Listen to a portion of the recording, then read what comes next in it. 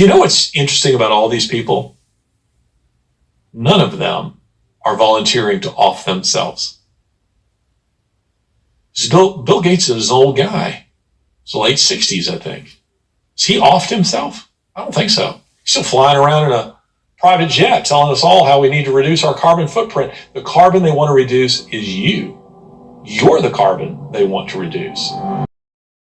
Farmers, no food. Here's a trailer. Food prices are skyrocketing around the world. And if you listen to world leaders, they'll tell you it's due to climate change. Climate change is the biggest threat for the human beings. And their solution might surprise you. There are 1,900 edible insect species on the planet. The European Commission has officially declared mealworms to be food. Yes, this is future of food. The people in charge have determined that by switching our diet to crickets, ants, and mealworms, we'll be able to stop temperatures from rising, lower the price of food, and possibly to even save the planet. It's never about innovation, it's always about getting rid of farmers. Agenda 21 was meant to be the agenda for the 21st century. Some of the goals sound nice. Ending hunger. Who could possibly be against ending hunger? It requires total power from the state. I think it's a scam. A lot of this came about in the early 70s, the Clean Water Act, Clean Air Act, which were good things, but it's been abused from what the original intent is. No, maybe not this one. Farm anymore. No, there's also not a farm anymore. So all these people shut down because of the government policies? Yeah. I'm the 6th generation of farmer. Yeah, I'm the 4th generation. How many years have they owned this plot of land? 40 years. I think we're the last generation. They're shutting down the small and middle-sized family-run farms. We either own property or we are property. I don't think we can trust the government anymore because they want the land. And our founding fathers understood that the land would be distributed among the people so they could always control their government. Right now, things have tripled as far as costs. I think you're going to see across the board higher food prices. Has anybody been held accountable for screwing up? No. As every communist tyrant of the last 100 years has understood, if you control the food, you control the people. Everything is falling apart. There is a shortage of food. We're heading for a world food crisis, as we hear all the time. Do you see any hope for the situation? Yeah, we have to continue fighting for it. No farmers, no food. They will know it. 100-year-long master plan for humanity, the agenda for the 21st century. And this 100-year-long agenda is then broken down into shorter 15-year-long plans. The first 15-year plan was called Agenda 2015, or the Millennium Development Goals. And then currently, right now, we are living in the second 15-year plan of Agenda 21, the so-called Agenda 2030, which, according to UN documents, is the agenda to, quote, transform our world for sustainable development. Now, for the past 10 or so odd years, this broad agenda from the United Nations has been trickling down and getting implemented as concrete policies in countries around the whole world. Because what happens is that you have these different organizations, these environmental groups, and these different coalitions. They all go back to their respective countries, and in order to save the planet, they take advantage of the unique political and the unique legal situation in their home countries to get Agenda 2030 implemented at the local level. And so, for instance, right here in America, one of the biggest manifestations of this United Nations Agenda 2030 is the Biden administration's corollary Agenda 30 by 30. This is a plan by the U.S. government to take 30% of America's land completely out of production by the year 2030. This would mean that 30% of the land in this country will be placed into federal conservation, and it would essentially be idled. There will be no grazing, no farming, no drilling, no fishing, no developing, basically just no human activity at all. And while the current aim is to take 30% of America's land by the year 2030, once that's actually achieved, the next step will be to take 50% of America's land by the year 2050, the 50 by 50 plan. It's sort of a rolling project with the ultimate goal being for the federal government to own the majority of the land in America and to make that land inaccessible to the people in order to, of course, save the planet. Now, the U.S. federal government is achieving Agenda 30 by 30 in a myriad of different ways. They use the Endangered Species Act.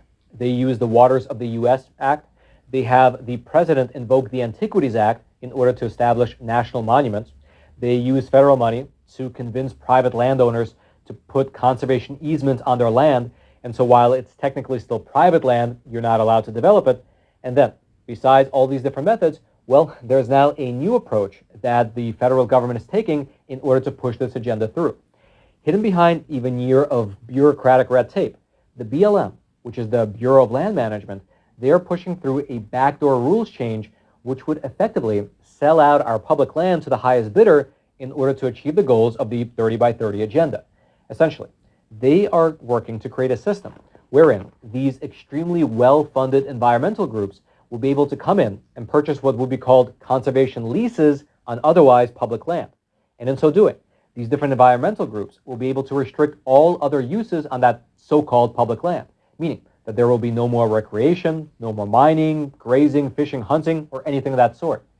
And so, in order to make sense of how the federal government is going about this, while I was down in Texas, I took the opportunity to sit down and speak with Ms. Simone Griffin. She is the policy director over at an organization called the Blue Ribbon Coalition, which aims to fight back against these different federal land grabs. And she broke down for us exactly what's happening, what it means for the common citizens of this country like you and I, as well as what can actually be done about it. And so, take a super quick moment to smash those like and subscribe buttons and take a listen. Simone, thank you so much for joining us. Thanks for having me.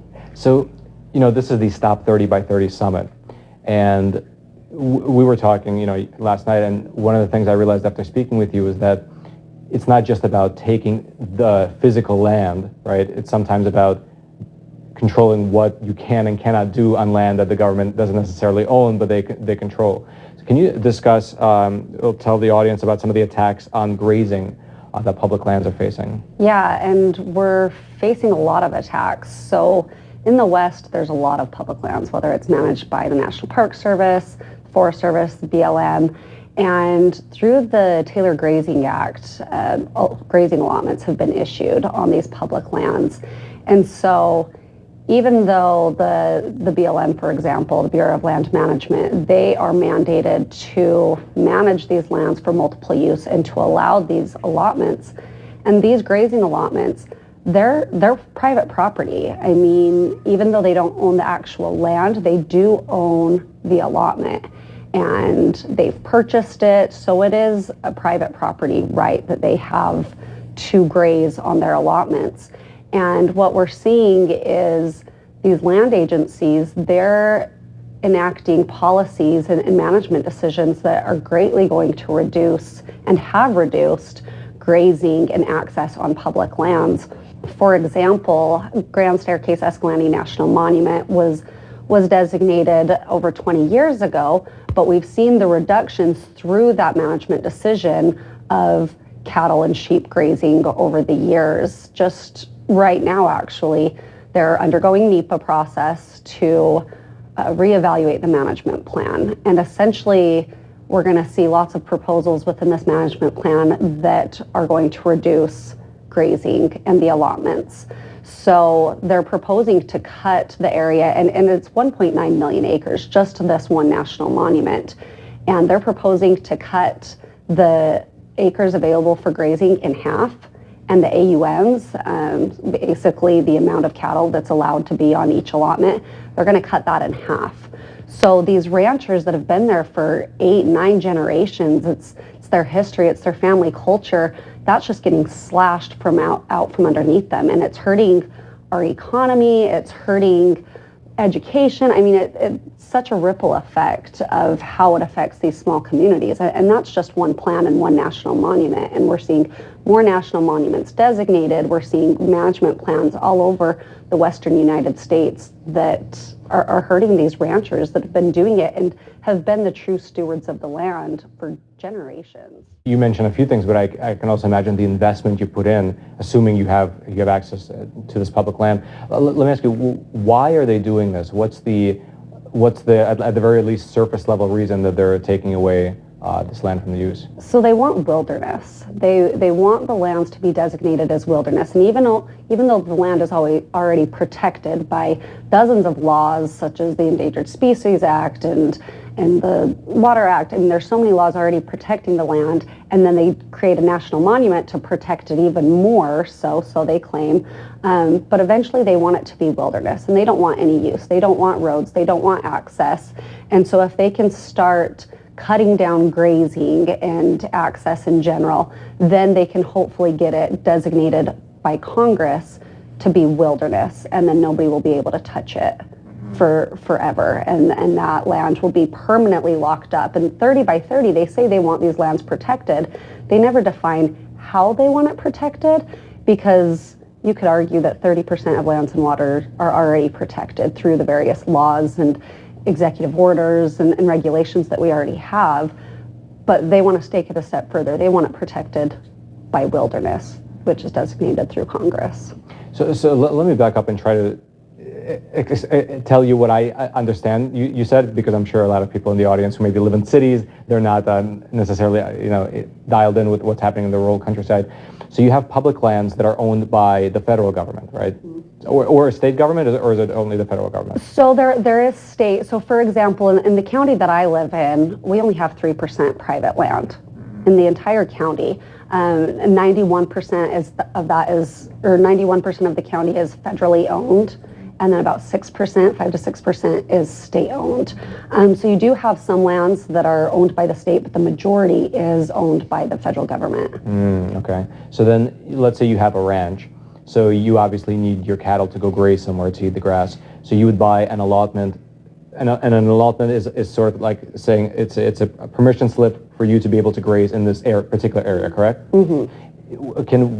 So when you buy that allotment, that's sort of your area. Like another farmer can't also say, well, I also get this piece of land. Is that correct? Yes, that is their property. They own that allotment, and you can sell it, you can exchange it. I mean, it is an actual right, and it's an asset that you now own. And so something that is happening when a president comes in and uses the Antiquities Act to designate millions of acres of land as a national monument, then these ranchers no longer have this private property to graze on. So then they buy these allotments, like you said, to graze cattle on. And what we're seeing is special interest groups. They're coming in and they're trying to buy these allotments up from the longtime ranchers, because then once they buy the allotment, they have no intentions of ever putting cattle on the allotment. And then they want to have the allotments permanently retired, to completely remove cattle from ever being on that piece of property ever again, completely diminishing the history of the Western United States. And then once there's no cattle, once there's no improvements and fences and roads, then they can designate it as wilderness. So back to that earlier example. So let's say I'm a cattle rancher. I buy this allotment on the public land near my ranch, so I can bring my herd over there to graze. The government then changes the rules. Is it such that the allotment is no longer allowed to use the allotment, or is it like a percentage thing? Like, how does it actually work in practice? So it's through different management plans. So for example, all public lands, they have to have a resource management plan done, or the Forest Service, they have a forest management plan, and that's the overarching plan that dictates how it's going to be ran. And it addresses things such as mining, such as recreation, roads. I mean, there's a lot of things that go into this huge plan that governs the land for like 20, 30 years at times. And so what they'll do is they'll create areas that they say are not permissible for grazing. And even if your allotment falls in that area, then it's going to be removed, and you will no longer be able to have your cattle go in that area. And sometimes these areas encompass an entire allotment. And can the government legally do this? I don't believe so. I believe it's unconstitutional. I believe there's litigation that will need to happen if they truly try and do this. But instead of just completely closing it off, their allotments, how they're doing it is they're reducing AUMs that they're allowed to have. So they're reducing the number of cattle that they're allowed to have.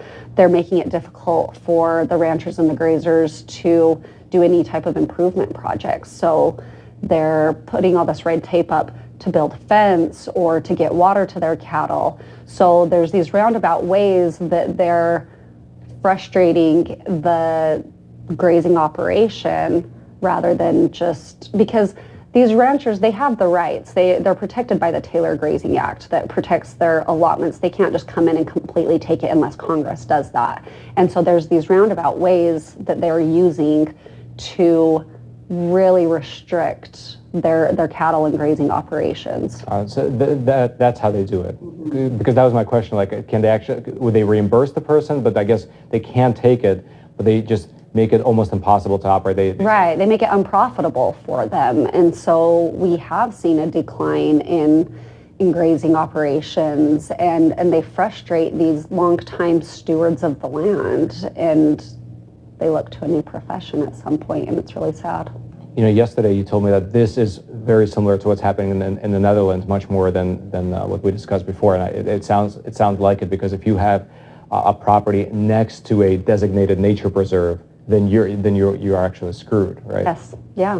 What's the trend? What percentage of public land is being right now reformatted and is having this like red tape regulation put in, or is it just a blanket? Would it be a blanket across the country? So it's not blanket, but we are seeing a lot of areas, Bureau of Land Management, Forest Service. We're seeing a lot of these big planning processes come through with the current administration. And so they're looking to get these management plans pushed through within the next few years to restrict access and grazing. And so, for example, in southern Utah, there's a plan for about 2 million acres. There's another one I'm expecting to come out any day that's another 2 million acres. There's one in southern Wyoming currently that's 3.7 million acres that they're looking to cut grazing in half as well. And so they come piece by piece depending on the area, but we're seeing an onslaught of them right now that they're trying to reduce these, and that's coming because of the administration. It's coming because these environmental groups are really pushing for it. The environmental groups, they hate cattle. They call ranchers welfare ranchers. They think they're stealing from the American people. They think they're the main cause of climate change. There's even in southern Utah, there was a leader of one of these environmental groups that she was actually caught closing a private fence on an allotment that was blocking cattle from getting to their water source, killing cattle. And so there's just this onslaught of ranchers are horrible and cows are hurting the environment, when it's the complete opposite. But we are facing an onslaught right now from this push of updating management plans that dictate how they manage the lands and what is allowed with grazing. That's actually amazing in a certain sense. Without any new pieces of legislation, they're just using rules and regulations to just put onerous restrictions on farmers and ranchers. Well, but it's not. Is it really just limited to ranchers? Because I can imagine, like, if you just live in that area and you want to use the land recreationally, if they're trying to rewild it, will that also be affected? Yeah. So, like I said, this plan affects lots of different things, and then they'll go into smaller planning after. So this is the resource management plan in this example I'm talking about. But then after, they'll have travel management where they look at each additional roads. But just in this resource management plan that we're seeing in Grand Staircase Escalante National Monument, they're proposing to restrict gathering wood. Most of the locals heat their homes through wood burning stoves, so they're not going to be able to gather wood. You can't go and camp and have a fire in this 1.9 million acres. You can't go out and do recreational target shooting. They're closing OHV areas that have been open for generations that people recreate on, and it helps the local tourism economy that they have pushed on the locals because they've closed so many other industries through the creation of the monument. And so, yeah, it affects anybody who wants to use these lands, whether you're just camping, whether you're grazing, whether you're a mining claim owner. They want to restrict everybody. They don't want people on the land anymore. They want everybody off of it, and it's devastating. Well, what's crazy from what you're saying is that, okay, they want this or they want that, but they actually have a mechanism to get that done, and they're using that mechanism. What's the timetable here? When are some of these effects going to go? Well, regulations going to go into effect? So the planning process for these management plans takes several years because they have to go through the National Environmental Policy Act. And so we saw the first stage a year ago, and we're in the second stage. For it to actually be implemented will take probably another year or two, but you never know. They're trying to ram these things through, so it could come up in about 6 months. But there's no legal timeline that's given, and that's what makes NEPA so difficult. Is it's not standard on how long this process takes. So I imagine, though, for a lot of them, because they're greatly restricting access for all users and they're limiting multiple use, there'll be litigation with these management plans, and so we'll see what happens. When you say NEPA, what does that stand for? So the National Environmental Policy Act, and it's the law that requires agencies and anything that's going to affect the environment to go through this NEPA process where they have to analyze the effects on the ecosystem and on the environment of any potential project that's going to happen with federal agencies. Mm-hmm. Okay, so now that you outline, I think, the problem very well, is there any solution? Let's say somebody's watching this, they live in the area, they wake up to the fact that this is happening. What can people do? So they can engage through NEPA. So that's one part of NEPA, is it requires public comments. So the public can submit comments saying if they support the proposals or not. And so that's one way to get engaged. And when you do that, you create legal standing. The environmental groups have been able to push their agenda to close off ranching and grazing and multiple use because they litigate. And so we need to submit public comments and be prepared to litigate decisions that restrict use. The other things that we're starting to see is legislation that actually defunds these planning processes.